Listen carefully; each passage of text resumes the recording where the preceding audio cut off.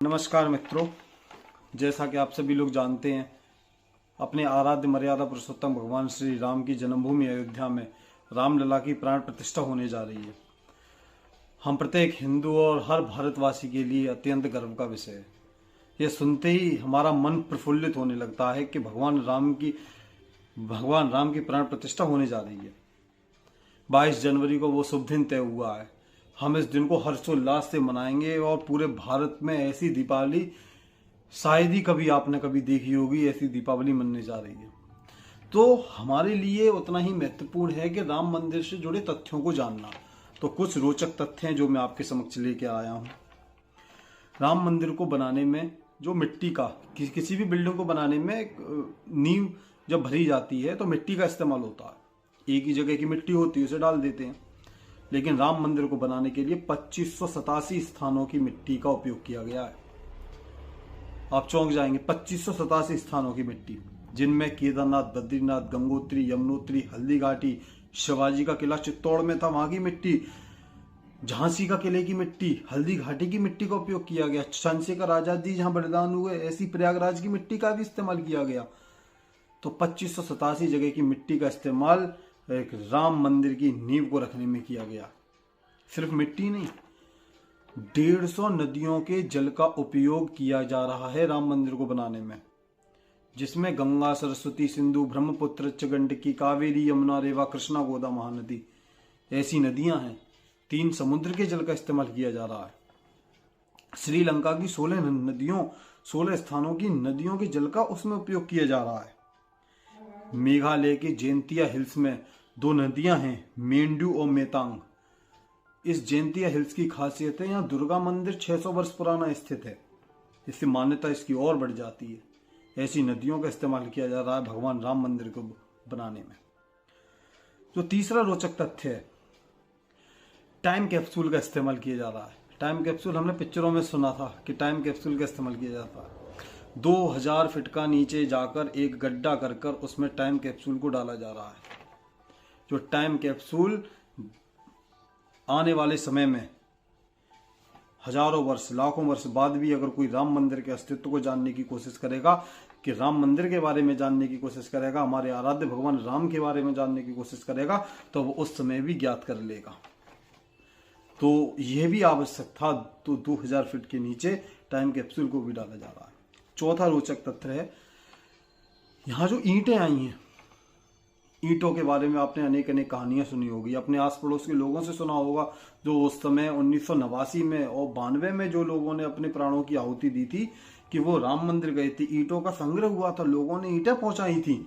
ऐसे लाखों जिलों से, लाखों गांव से, लाखों घरों से करोड़ों लोग ऐसी ईंटें लेके आ रहे हैं। जो अगला तथ्य है कि इस मंदिर निर्माण में लोहे और स्टील का उपयोग नहीं किया जा रहा।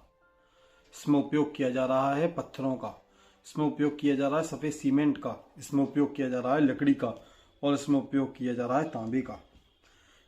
लोहा और स्टील का उपयोग इसलिए नहीं किया जा रहा, इस मंदिर की दिव्यता और भव्यता और ये मंदिर इसी रूप में खड़ा रहे सैकड़ों वर्षों तक।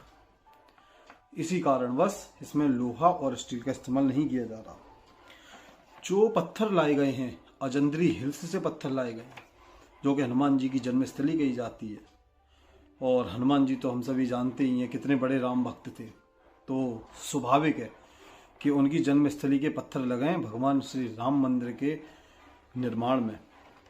भरतपुर के भी पत्थर फेमस हैं। राजस्थान हम लोग जानते ही हैं पत्थरों के मामले में हमेशा से अग्रणी रहा है। तो भरतपुर के भी पत्थरों से उस मंदिर का निर्माण किया जा रहा है। अब इतना भव्य और दिव्य मंदिर बन रहा है तो इसकी डिजाइनिंग भी कोई आसान नहीं होगी। जिसने इसे डिजाइन किया होगा सोमपुरा आर्किटेक्ट्स फर्म है, जो कि अहमदाबाद बेस्ड है।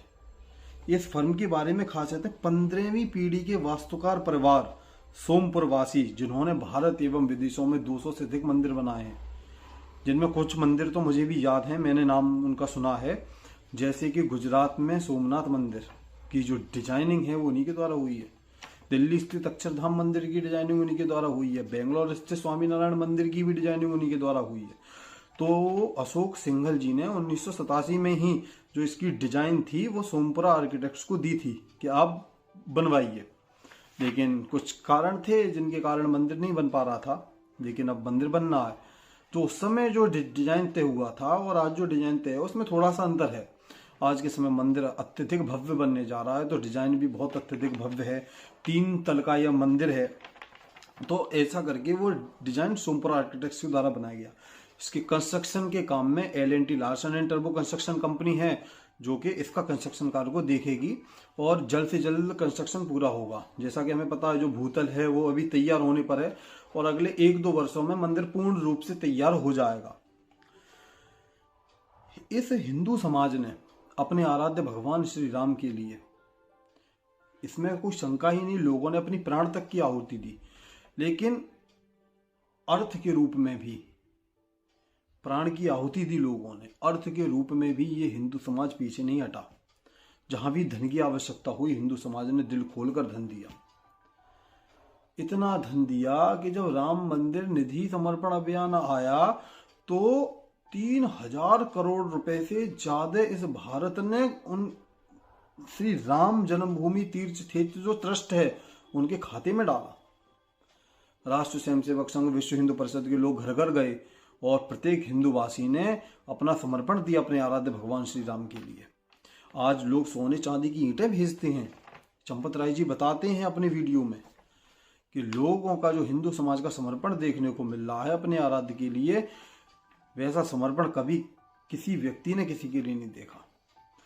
जब भगवान राम 14 वर्ष के वनवास गए थे तो जिस तरीके से लोगों ने उनका हर जगह स्वागत किया, वो कहावत आपको सुनने को मिलती है कि सबरी के झूठे बेर की कहानी सुनने को मिलती है।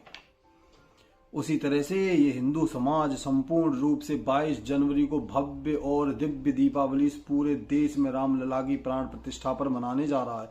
अपने आराध्य भगवान राम के स्वागत की तैयारी कर रहा है। एक नए युग का उदय प्रारंभ होगा, उसकी तैयारी कर रहा है। कुछ मंदिर की विशेष बातें हैं जो रोचक तथ्य में आती हैं।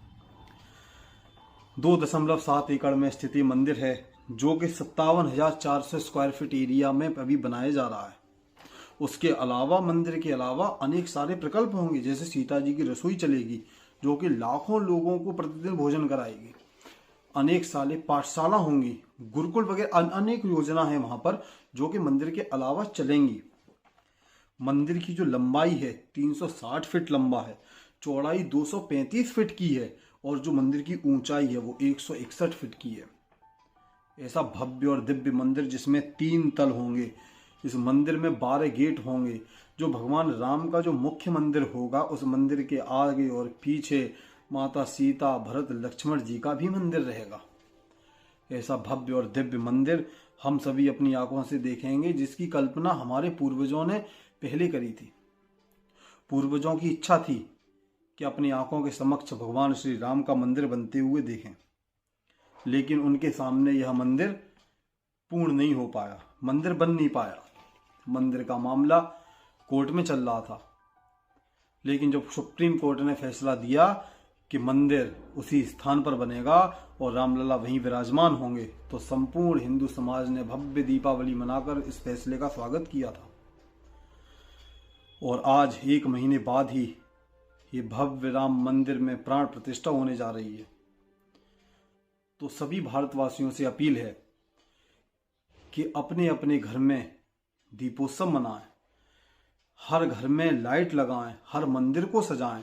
जैसा कि विश्व हिंदू परिषद का आह्वान है कि 22 जनवरी को लोग वहां एक साथ न पहुंच जाएं। एक साथ अगर सब हिंदू समाज वहां पहुंच गया तो इतना बड़ा जाम लग जाएगा जिसकी हम कल्पना नहीं कर सकते। तो आह्वान किया है कि अपने घर के इस पास में जो मंदिर है वहां पर जाएं और भव्य दीपावली मनाएं, भव्य दीपोत्सव मनाएं और ऐसी दीपावली मनाएं कि हमारे घर में राम आए हैं। आजकल गीत भी चल रहा है, सजा दो घर को गुलशन सा, मेरे घर राम आए हैं। तो हमें ऐसी दीपावली मनानी है, ऐसा नज़ारा दिखना चाहिए कि जब सैटेलाइट ऊपर से तस्वीर ले तो न भूतो न भविष्यति, न कभी हुआ और न कभी होगा। ऐसी दीपावली हिंदू समाज मनाएगा और मुझे पूर्ण विश्वास है हिंदू समाज अपने भगवान राम की प्राण प्रतिष्ठा पर भव्य रूप से दीपावली मनाएगा। इसी के साथ जय हिंद, जय भारत।